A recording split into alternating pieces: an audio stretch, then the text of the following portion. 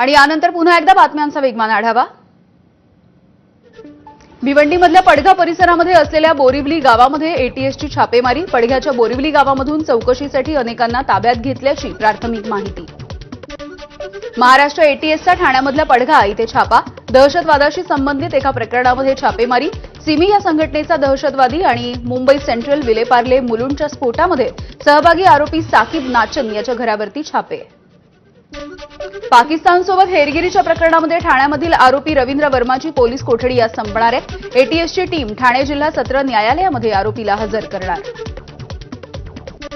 पाकिस्तानमध्ये जाण्यासाठी एलओसी ओलांडणाऱ्या नागपूरमधल्या सुनीता जामगडेच्या मुलाला काश्मीरमधून परत आणलंय। सुनीतानं एलओसी ओलांडली तेव्हापासूनच तिचा मुलगा कारगिलमधल्या बालकल्याण समितीच्या ताब्यात होता।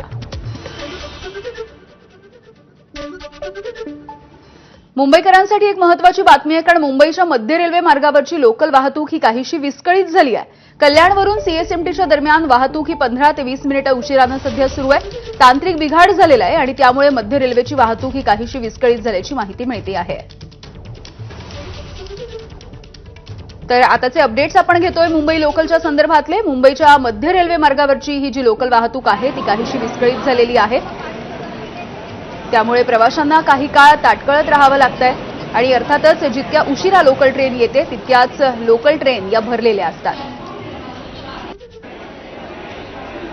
पुन्हा एकदा बातम्यांचा वेगवान आढावा।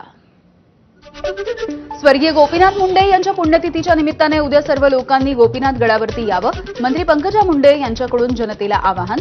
यावेळेला परंपरेप्रमाणे ढोक महाराजांचं कीर्तन आणि भोजनाचा कार्यक्रम होणार आहे। उपमुख्यमंत्री अजित पवार आज बारामतीच्या दौऱ्यावर। माळेगाव सहकारी साखर कारखान्याच्या अनुषंगाने उमेदवारांच्या मुलाखती होणार आहेत। पुण्यामध्ये शरद पवार, अजित पवार, जयंत पाटील यांची बंद दाराआड बैठक। पुण्यामधल्या साखर संकुलाची बैठक संपल्यानंतर तिन्ही नेत्यांमध्ये चर्चा। शरद पवार, अजित पवार आणि आपल्यामध्ये बंद दाराआड कोणतीही चर्चा झाली नसल्याचं जयंत पाटील यांच्याकडून एक्स पोस्टच्या माध्यमातून स्पष्टीकरण। कृषी क्षेत्रामधल्या एआय तंत्रज्ञानाच्या वापराच्या संदर्भात बैठक असल्याची माहिती। धर्मासाठी दान केलेल्या जमिनीचा वापर धर्मासाठीच व्हावा। जमिनींचा गैरवापर करणाऱ्याला सरकारने तुरुंगामध्ये टाकावं, मात्र त्या जमिनी ताब्यात घेऊन सरकारने विकणं हे चुकीचं आहे। वक्फच्या विधेयकावरती आव्हाड यांची प्रतिक्रिया। जामखेड शहरामध्ये हॉटेल व्यावसायिकाच्या मुलावरती अज्ञात व्यक्तीकडून गोळीबार। या गोळीबारामध्ये तरुण गंभीररित्या जखमी। पोलिसांकडून अज्ञाताच्या विरोधामध्ये गुन्हा दाखल। जामखेड गोळीबाराच्या प्रकरण अत्यंत गंभीर आहे आणि अशा घटनांमुळे शहराच्या शांततेला गालबोट लागत असून नागरिकांना दहशतीमध्ये राहावं लागतंय। रोहित पवार यांची एक्स पोस्ट। या गुंडगिरीला चिरडून टाकावं, पवारांची सरकारकडे मागणी। शेगावमधल्या संत गजानन महाराजांच्या पालखीचं पंढरपूरच्या दिशेनं प्रस्थान। यंदा पालखीचं 56वं वर्ष। 6 जुलै रोजी आषाढीच्या 2 दिवस आधी पालखी पंढरपूरमध्ये दाखल होईल। किल्ले रायगडावरती सापडली ऐतिहासिक वस्तू। छत्रपती शिवाजी महाराजांचे वंशज माजी खासदार संभाजीराजे छत्रपतींनी फेसबुक पोस्टच्या माध्यमातून ही माहिती दिली आहे। डागडुजीचं काम सुरू असताना सापडलं प्राचीन यंत्र। धारावीमधील गोदामामध्ये बुरशीजन्य पदार्थ आढळल्यामुळे जेप्टोचा परवाना निलंबित। अन्न आणि औषध प्रशासन राज्यमंत्री योगेश कदम यांच्या निर्देशानुसार कारवाई।